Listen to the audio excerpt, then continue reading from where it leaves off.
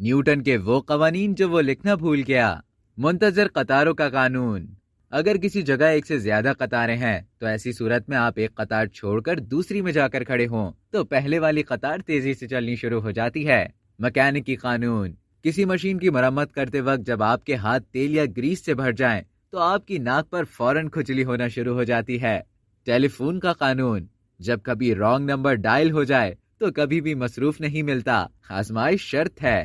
Work shop کا قانون۔ اگر آپ نے ایک سے زیادہ چیزیں ہاتھ میں اٹھا رکھی ہیں تو ہمیشہ قیمتی اور نازک چیز سب سے پہلے گرے گی۔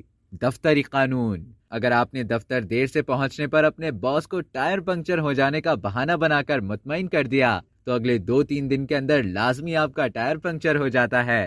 خفیہ ملاقاتی قانون۔ جب آپ کسی سے خفیہ ملاقات میں ہوں تو کہیں نہ کہیں سے واقف کار ضرور آپ کو مل جاتا ہے یا پھر دیکھ لیتا ہے۔ دودھ ابالنے کا قانون۔